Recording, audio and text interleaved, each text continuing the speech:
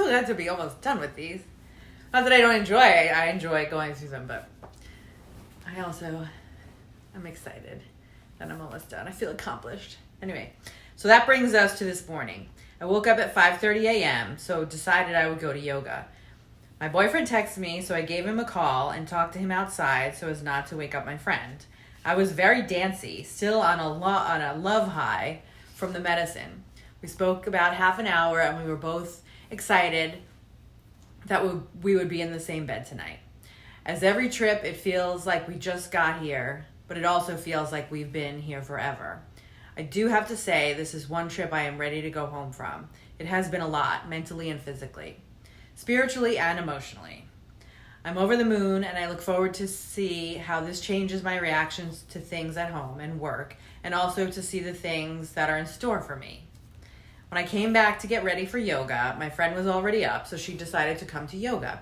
We were both glad we went because Victor, the instructor, had such a beautiful vibe, and it was so good to move my body.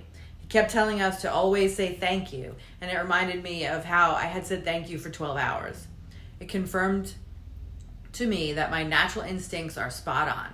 Even though yesterday I was feeling a bit blah because I didn't have a business plan for my life, and because I didn't have another amazing night on Thursday night, on Friday I started to feel progressively better as things began to process. Plus, I was probably too exhausted on Thursday anyway. Also, at the end, he made us hold hands like little kids. At first it was uncomfortable, but after an uncomfortably long time, it became comfortable. I thought, this is what kids do, and they don't feel uncomfortable. And isn't that the point of it all? To get back to that childlike innocence. To rid yourself of the wounds the world gave you. To merge with your inner child again. Oh, I got chills. I got chills. I felt so much loving energy and connection. It was giving me chills through my whole body. That's a beautiful thing, isn't it? Which I always see as, and now know, is a big hug from Spirit, from Pachamama. After the class ended, one more song was playing, and Annalisa and I danced to it. That was fun. It felt so right and free. Oh, my friend has clearly made progress over the week, even though she's doing her best to reject it. She sang Alleluia during yoga class and danced in front of everyone at the end. We were both high on life. After yoga, we went to the closing class, which was given by Meg, the chef. Her story was moving, and what she said helped me to feel better about my last experience. I felt a sense of purpose and community. I can't remember exactly what struck home, but I remember feeling better and better as the day went on. The highlight of class was when my boyfriend called. I can't say this. And a picture of him came on my screen, and my friend saw it, and it was a very nice picture, and we both had a good laugh. Da, da, da. We both cracked up hysterically, but had to act like we were crying because Meg was talking about something sad. It was a perfect storm of events, and I don't know why it happened, but there are no coincidences. After class, we headed to the room to get our things and check out. It was a good trip, but I'm not sad to leave.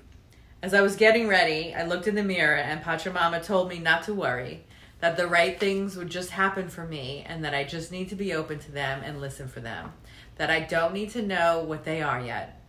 For once in my life, I'm excited to not know, and I'm excited to move forward into the unknown.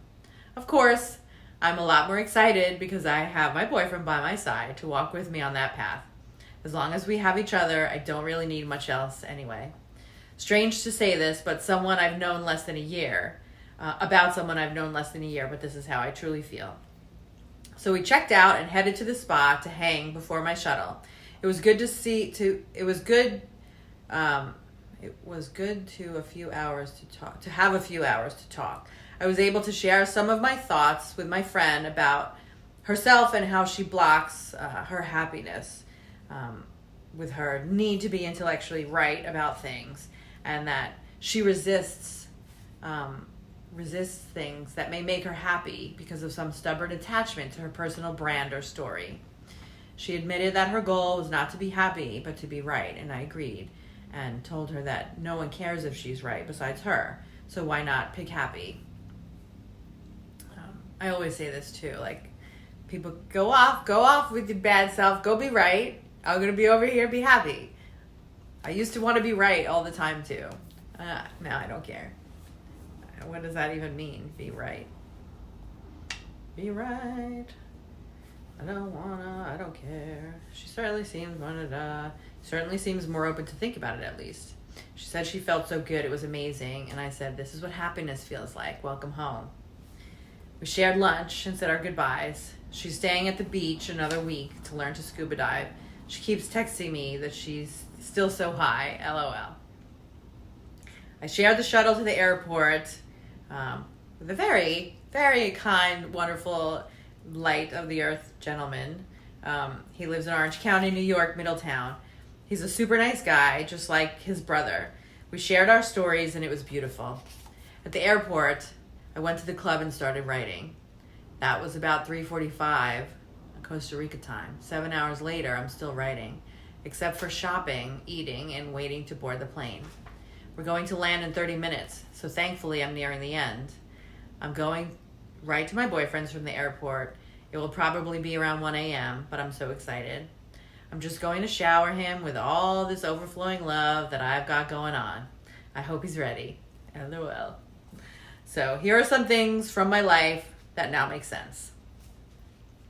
I can still remember loving a library book I checked out about Native Americans. I don't remember the name. I was a child, but it resonated with me so much.